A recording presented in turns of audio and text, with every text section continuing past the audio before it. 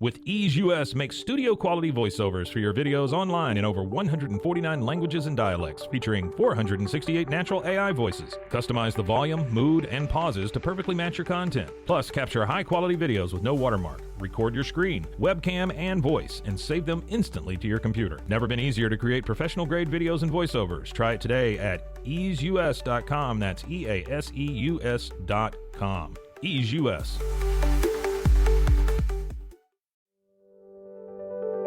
Overwhelmed by your inbox? Clean Email is here to help. Organize, clean, and manage your emails with powerful automation tools. Say goodbye to spam and clutter and enjoy a stress-free inbox. Try Clean Email today at cleanemail.com. That's CLEAN email.com.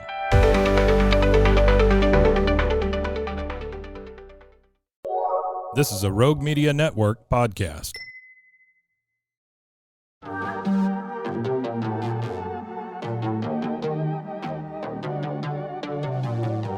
Hey y'all, I'm April. And I'm Caroline. And this is your Bloody Happy Hour. Caroline, are you ready for this? This is your newest guilty pleasure. It's the bloodiest part of your week. Did we say something about it also being happy hour? Show did. Because we about to be sipping on some murder. Bloody Happy Hour.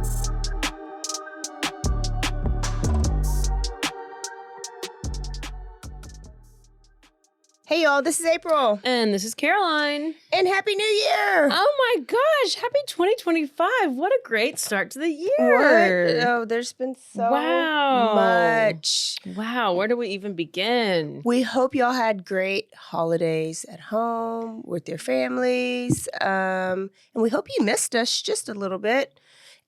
Or maybe you were so busy that you did not miss us. No, you definitely missed us. Either way, we are back in action. It was a good little break for me, at least. I had some good holidays. It was actually really good. Yeah. Good. Yeah, it was good. Good. Caroline is going to tell us, kind of catch us up on things that's been going on since literally 2025 hit. Is on actual fire. And Literally I on already had forgotten about what happened. Just because currently, right now, it's all the fires in California. Yes, but before that... let's not forget what happened in New Orleans and what happened in Las Vegas. So, okay. The terror attack in New Orleans. New Year's, at like 3 a.m. on New Year's Day, I guess. Samsudin Jabbar is the guy who just sped 80 miles an hour down Bourbon Street, just fled down Bourbon Street, killing, 10 people? Killing 14. Yes. 14, then plus him is 15, and then injured about 30-something others. Yes. And the first thing there was so much to happen. So they have these barriers. So first of all, the Sugar Bowl was happening like a few days later. Which was who? I couldn't even remember was playing. Georgia? Is that when Georgia was playing? Notre Dame and Georgia. Okay. So it was supposed to happen on New Year's Day. So yeah, that next day, because they postponed the game and they had it the very next day. Yeah. So this happens at 3 a.m. New Year's Eve, whatever. And they had installed these like metal barriers that would block off the street, so where cars can't drive through, that are on hydraulics. So it's like one barrier, and it just rises up and then goes back down. Well, those weren't up. It was just those plastic orange things. Oh, I never see the barriers. I always see just the orange things. I think they might have been new because they installed them to get ready for the Super Bowl, or they had been there. I've heard a bunch of things. They were working on them, blah, blah, blah. But where he drove through, there was cop cars on like blocking the road, but he sped through and drove along the sidewalk to get onto the road, to get onto Bourbon Street, and then just like floored it and went like just, I mean, I saw a video, like you saw security cameras of videos of these. One of them, a kid just got straight run over, like disappeared. And then the other one, this girl with like pink hair or something, she just barely got on the sidewalk in time to not get hit by him. And apparently he was like he had been born in Texas. Beaumont.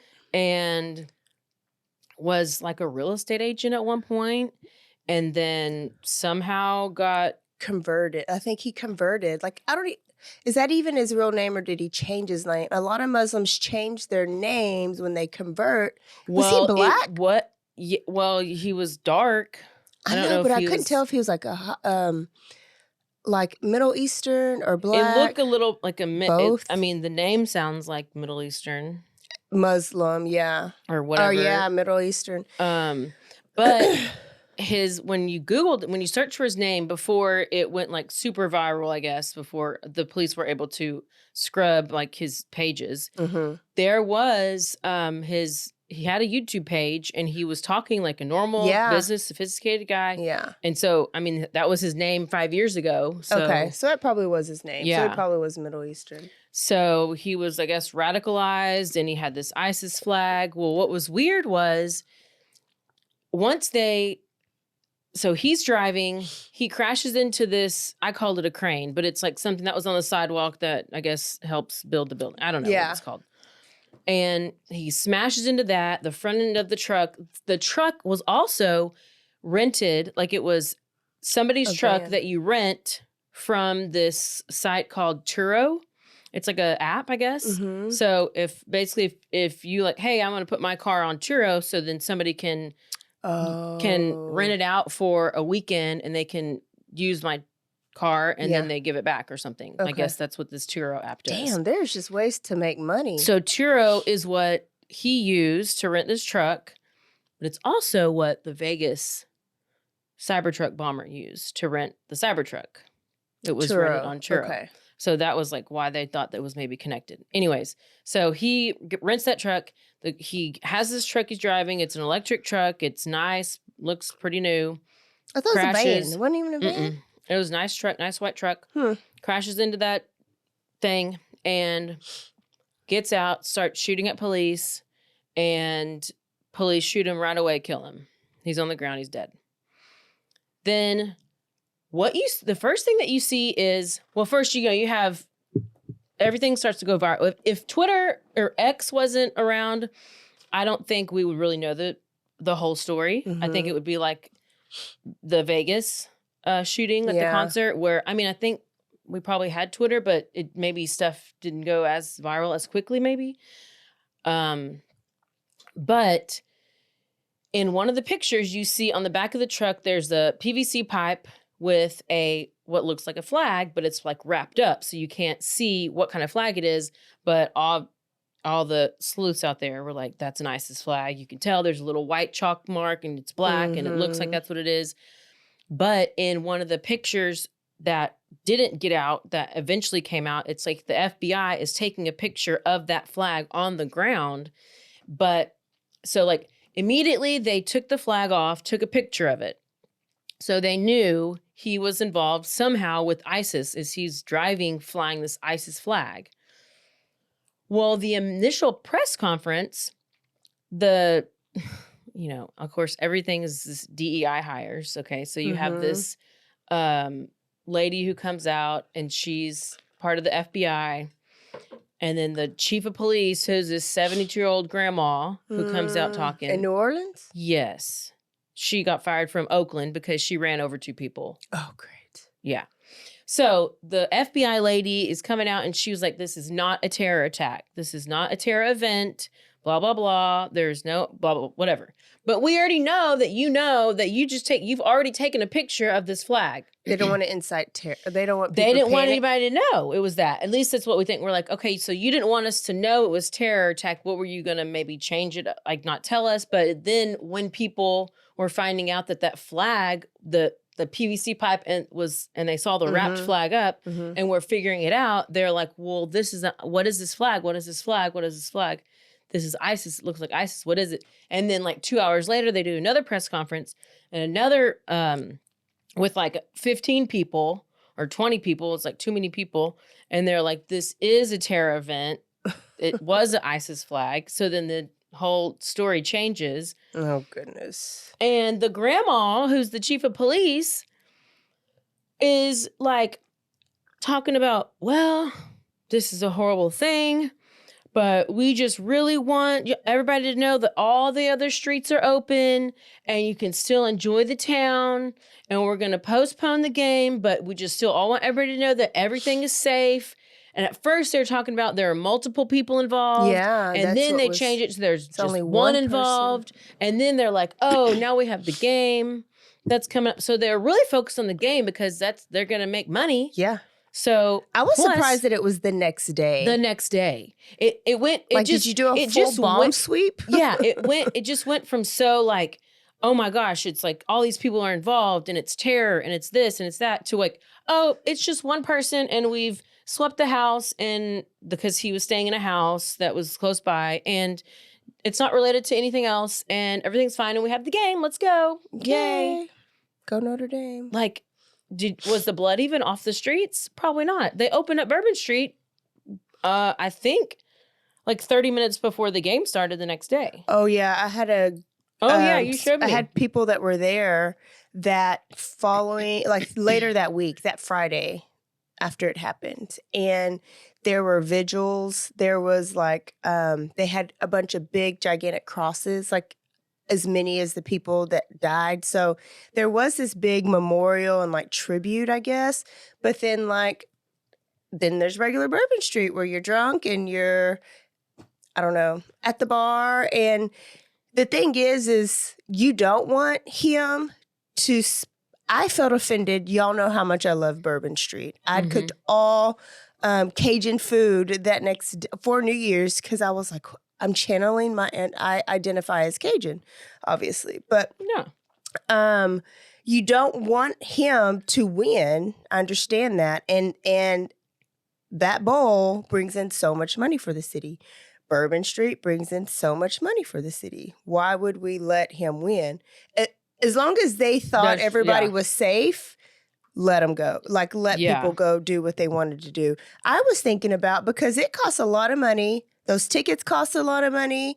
The plane, the flights, the hotels, people spent money to get down there to have a canceled game. Yep. So to have it the next day, maybe they were thinking, okay, this will maybe help those people that maybe they're only staying one night. Did they extend another night? I don't know. It would have been shitty to cancel it. It would have been shitty to put it the next week because all those same people may not have the same money to go the next week. But then, like, were they able to sweep the stadium, the whole thing, you know? I have to at least make myself feel better and think that they did something to make sure people were safe. And then in a couple of weeks, they have the Super Bowl there. Yes, Lordy. So they were talking, that's another thing that they're trying to make people feel safe and keep coming and it's going to be fine. And the barriers are going to be up because they were just getting worked on and now prepare for the Super Bowl. Now it probably is the safest place to go, really. Yeah. Because they're going to be overly vigilant. Yeah. So, I don't know. So that was crazy. And then the very same day, on New Year's Day, around 8:30 in the morning, this Cybertruck explodes in front of Trump Tower in Vegas. Well, this Cybertruck was also rented from that Turo website or app. So then they're like, well, was this related? And it turns out that they both were, like, they're both former military. I forgot, like, the Jabbar was in the Army. This other guy, I think his name was... I can't remember his name. So who are these people? I didn't know much about that. I just remember seeing a Cybertruck blow up and just give me another reason not to trust them. Matthew Levelsberger was the guy who did the Cybertruck. Both of these people were in the military. They're both at Fort Bragg. Which, I mean, that's huge. There's like 50,000, 57, 60,000 people who are there in the military. So at first they were thinking maybe they're related. They both rented their trucks and they both did these attacks on the same day. Like, is it like just we're going to attack this place and then we're going to attack this place, and then was it going to be a simultaneous attacks of all these terrorist attacks? Whatever, we've let in all these illegals, and is it there's this group of people that have planned all these attacks? Whatever, we don't know. Then they said maybe they were related. Then they said they weren't related. I don't know. This guy, he just had there was fireworks, there was explosive devices and all kinds of stuff. And they tracked him. He drove from where he rented the car in Colorado. And since it's an electric car, they could see every stop that he made along the way to Vegas. And he was just a white dude who was a Green Beret. And his ID and his passport and all of his stuff was found in the Cybertruck. But when it exploded up. So even none of the windows, nothing on the tower was damaged because of how it exploded, I guess. But then they said that it was exploded via a AI device. Remote. So, a remote. So I think somebody's trying to send a message to Trump. Well, yeah. Elon Musk. Well, then you're my bitch now. Well, then you think, are they using Elon Musk's car? Because, they're saying Elon and Trump are together, or But now there's all these memes. It's like Trump is Elon's bitch, basically. Yeah. Like Elon's going to be the one that's running it all. Who is the Antichrist? I mean, I don't really know what to think about it. They said that the guy who was inside of the Cybertruck had a self-inflicted gunshot wound, and so he was dead, in the explosion, the body was charred beyond recognition. And so we don't even know who he is. As far as I know, there's no teeth. I think they don't want us to know. I don't know, because I'm like, okay, what if the dude, this Livingsburger, whatever, what if he killed the dude, put him in the front seat, and then he put all of his identification in there, and somehow he wanted to create a new life. And so he remotely drove the car there, exploded it, and then they're like, oh, they think I'm dead, but I'm really over here living my best life. Yeah. I don't know. Burger. He's Jewish. Well, so then after that, we have, the fires, which that has nothing to do with anything crime-wise, but just interesting 2025 stuff. Started off crazy. So let's go back to, we'll talk about some other crime that we don't know about in Mississippi. Okay, December 28th, Jennifer and Brandon Sheffield. They are a married couple, and they are, did you hear about this? A little bit. They're found dead by gunshot wounds in their house. And I think the family did a welfare check because they hadn't heard from her, and police go over there and they find what looks to be a murder-suicide. Well, on December 10th, this Jennifer, she posted on TikTok, and she's talking about how incredible her ex-husband is. So they're getting a divorce, but they're working together. Everything's going to be great. She's talking about, this is what she said in the video. She said, I'm a newly single mom. I'm in the middle of divorce. My husband has been incredible and really, really supportive. We're working together. Everything's great. We're splitting everything down the middle. Oh, yeah. Okay. We're having a very civil divorce. Our daughter, keeping our daughter in mind. Was this a live or was this a post? I can't remember. It was like a TikTok. Okay, so she was saying it. Yeah, so she did a TikTok video on the 10th, and then it's there on the 28th at 7:19.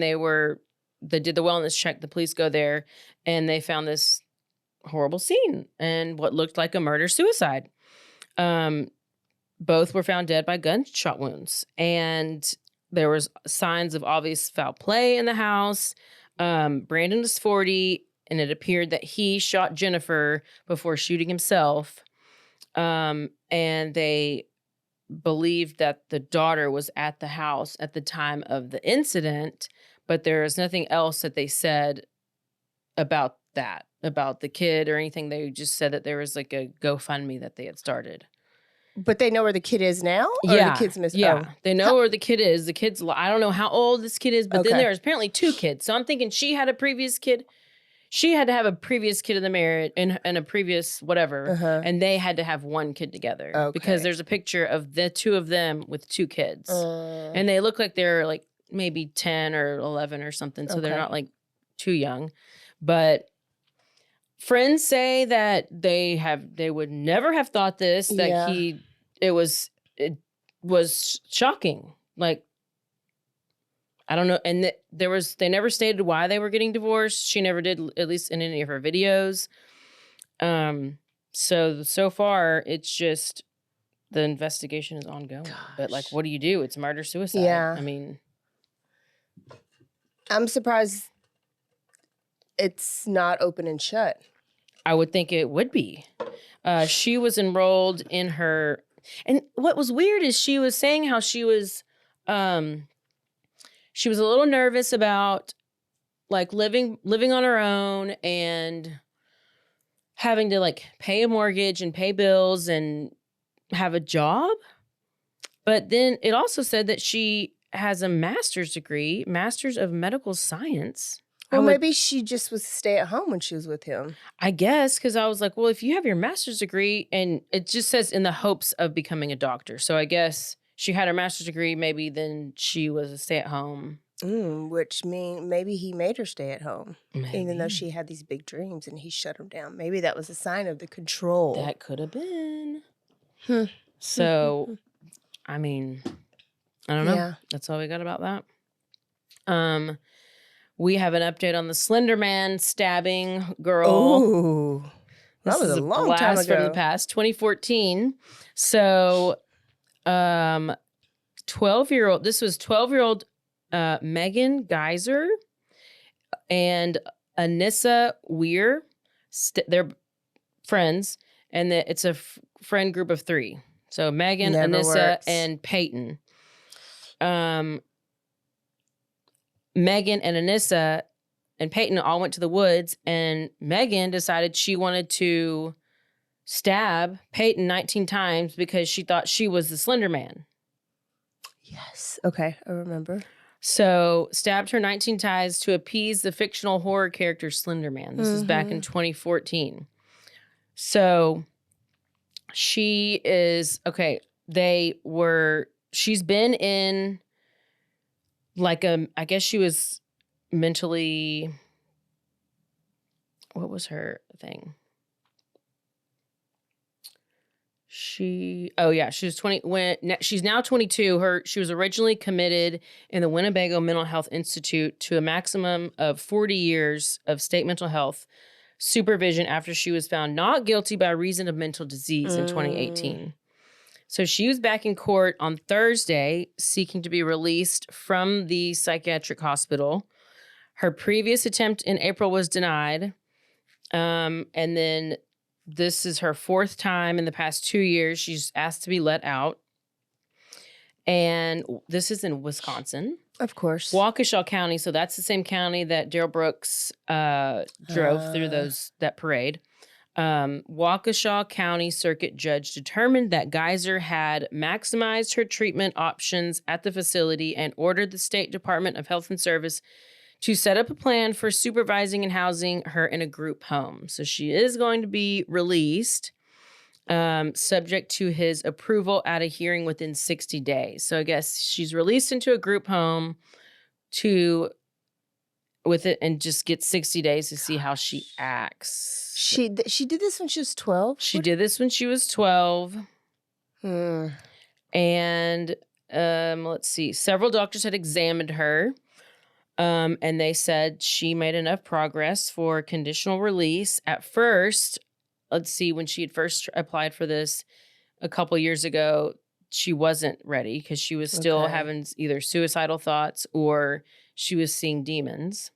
Oh, come on. Yeah, you're fine all of a sudden? Yeah. I don't think so. They also said Ed Kemper was fine. So, So the doctor, Brooke Loudbaum, who has a long history of working with Megan, had previously said that Geyser was not ready for this release, although changed course, during Thursday's hearing, testified in support of the release because, it was in 2021 where she was denied. And this is when that doctor said there was a report of auditory disturbances that she had specifically described as being demons.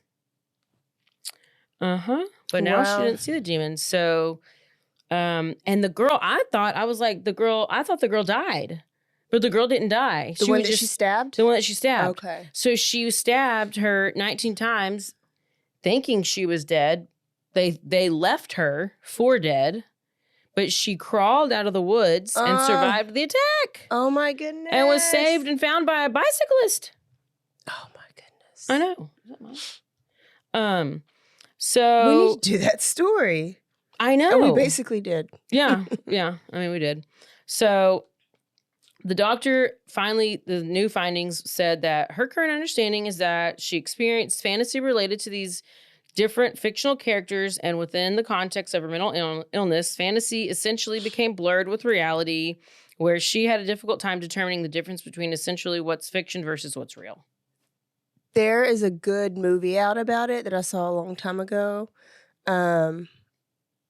It was pretty good. Maybe it was like a Lifetime movie called The Slender Man. It might be. Y'all should go look at it. But how does how does that go away? Because what happens is they get out and they get off of their medicine and they do something again. And go look her up, because if you see what she looks like, she done shaved her damn head. She got a buzz haircut. She's not normal. She's not well. She's not well. And it's just bad. I don't know. So that's that. Then let's go to, this just happened yesterday. Let's talk more about the doomsday mom killer, Lori Vallow Daybell. So she already has a life sentence. She's going to be in prison the rest of her life for killing her children. But now she is going to go to Arizona and she's going to be on trial for killing her ex-husband. Not Chad. Not Chad's Chad. alive. The first one. Charles Vallow. So she is facing charges for the murder of her fourth husband, Charles Vallow. Oh, fourth? Fourth. That was her fourth one. And attempted to kill her niece's ex-husband, Brandon Bordeaux. She will stand trial on the murder charges first with the jury is scheduled to begin their jury selection March 31st. So I think it's, according to yesterday's hearing, it was 76 days away. Wow. But the best part is she is pro se, which means she is representing herself. That is the biggest red flag. Think about it, though. She has been in, like, so many trial and hearings and court and all this stuff for so many. She has to be like, have a little bit of knowledge of it. And she did do it was interesting listening to her talk to just talk and just see like how she sounds. I mean, she seems like she knows a little bit what she's saying, but you can tell, like, I don't know. I mean, who has represented themselves? These extreme narcissists with control. Yes. Like Sarah Boone tried to do it. She almost represented herself. She was about to. Daryl Brooks. Ted Bundy. Oh, Ted Bundy. Lori Vallow Daybell. But now she wants to make sure that she goes by Lori Daybell. She's not going by Vallow. She's not hyphenating. That's what she is going to be referred to.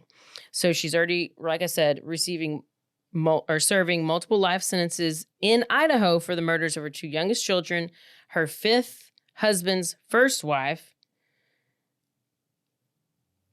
and a brother. Didn't that's who? Well, that's who I think she was. That's what was in Idaho.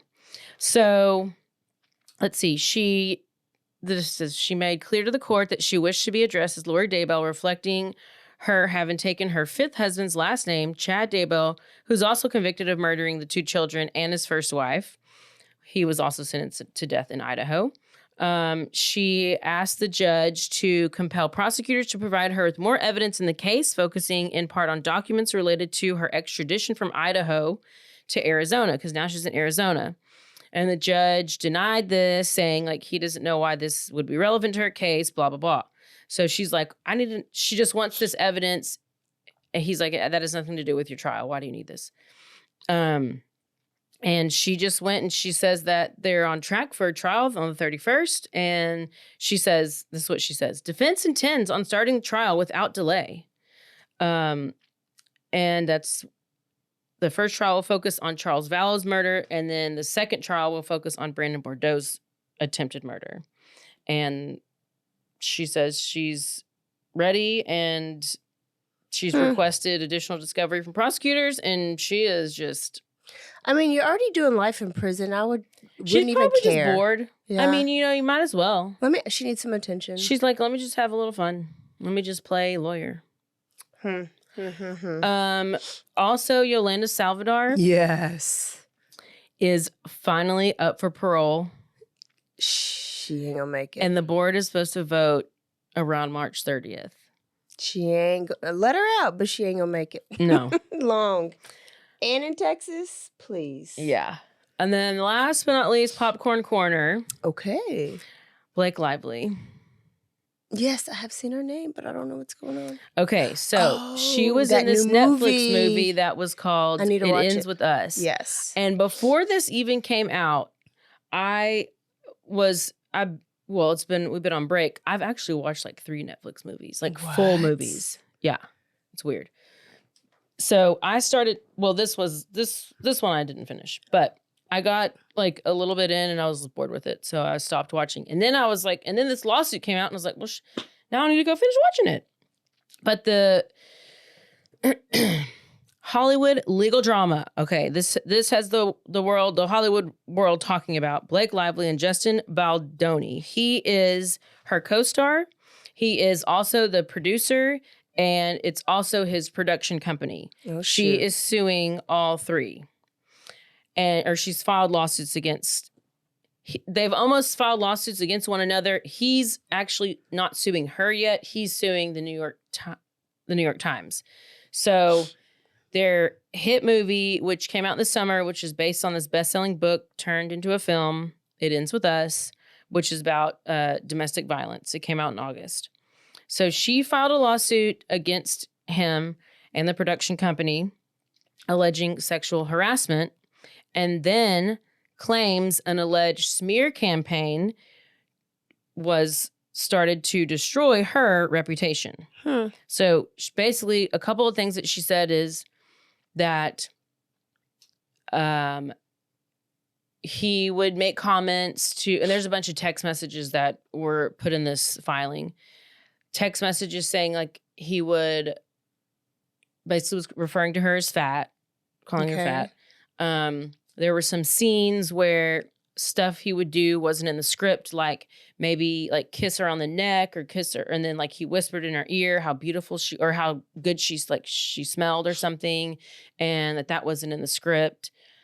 And that she was because I guess she had, I don't know when she had a baby, whatever, but she was breast pumping and that he came into her like dressing room while she's pumping and she just felt violated. But then like later on you find out that there's text messages between them. He's saying, hey, can we work on lines? And she's like, yeah, I'm pumping, but come on, it's no problem. She didn't include that in her filing. So then she files this claim basically saying she's been sexually harassed throughout this whole filming of this movie.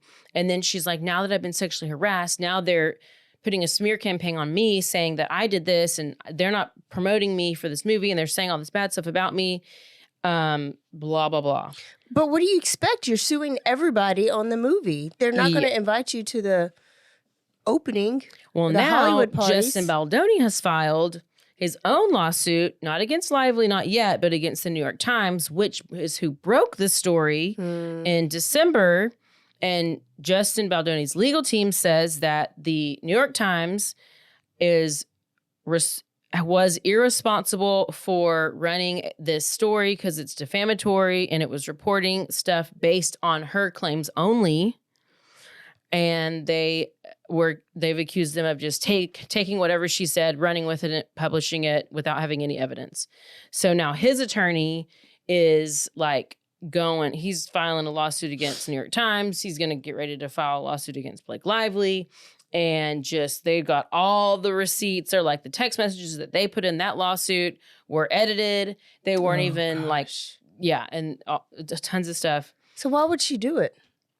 I don't know. I think that this is what I've heard about her lately is she's very much a feminist and has way too much power, way too much money. Mm-hmm. But I don't know why you need to do that. And apparently the movie A Simple Favor, who she was with, Anna Karenina, I think is her name, she starred with in that movie. That came out in 2018. There's supposed to be another one that comes out in like a month or two, A Simple Favor 2. Now that movie that they were in together, her and Anna, they didn't get along. I was going to say, does she have a history of this? Because Blake Lively has been acted a certain way towards her. And so now she's refusing to promote the movie. So now that movie's on pause. And then there's some interviews that came out from when she played in that movie where, oh gosh, she was dressed up in a bunch of different outfits. The Age of Adeline, I think it was. Anyways, it's a bunch of, she was pregnant while she was doing this interview. In this movie, she wore several different outfits because it was basically her going from like living in this time period to this time period to this time period. So she's wearing a bunch of different like fancy outfits and hats and all the things. So the interviewer first asks her like, oh, I like see that you have a baby bump, like just whatever. And Blake Lively looks at a co-star because it's like her and her co-star and the interviewer. She looks at the co-star. She's like, oh, well, you have some lovely lady lumps as well. Like just like being rude to the interviewer. Like if you're like, hey, how's your I noticed your baby bump. And like if you ask me that, then I look over here and I'm like, oh, asking I noticed somebody else that. Yeah. Oh, okay. And then she says, well, tell me about how did you like all the outfits and the dressing up and the like everything you were wearing? And she looks again at her co-star and she's like, they never do ask about how the guys like their outfits. I mean, they had nice trousers and everything, and they just never, and just is like she's very crazy. So just kind of like feministy, and I don't know. There's really no reason to act oppositional. I know, and I don't know if Ryan Reynolds has something to. I mean, that's who she's married to, and I don't know. I think she's beautiful, but it's just too bad that she's usually those are the crazy ones. I know. So it looks like this may be a little Amber Heard, Johnny Depp. It might get, I feel like it may get that way. It could get that big because her lawsuit was just like a civil claim, but I think he's going to really like go hard after her. Well, and two, I know I'm not the only one that does this, but when somebody plays a role and a role really, really good, like him playing this abusive role, then you read in the news that, because that's what I thought. I was like, oh my goodness, is he really like he is in the role? Is that why he played it so good? You're gonna have so many people that think that way. Well, and I never heard of the guy. I'm like, I don't even know who this person is. Like, I have no idea. I don't know why even, like, I had no idea. And of course, you know who she is. So then you're like, oh, I love her. Like, she's a great actress. And I loved Gossip Girl. Yeah, I guess I never watched anything that she was in. But it kind of reminded me of Izzy from Grey's Anatomy. Remember, she was... Yes. She was not in anything. She was in so much, left Grey's Anatomy and had all these movies. Then it turns out she's a shitster. She's a bitch. She demanded things that you should not demand. And then she wasn't in anything except for Suits. But then that was a long time ago. I haven't seen her in anything. And then she came out with an article not too long ago that basically saying that, oh, that's not true. I just want to be on a movie. Please hire me. Well, don't be a bitch. Don't be a bitch. Okay. Is that it? That's it. All right. Good quickie. Woo, we had a lot to catch up on. We'll see y'all next week. Or no, we'll see y'all Thursday for a full episode. And we will be in Tejas and Florida. Ooh, two good places to be. Miami, actually. And I know you're going to know this story. Okay, good. All right. Well, don't forget to stay aware, stay alive, and always be GTF. Goodbye. Goodbye.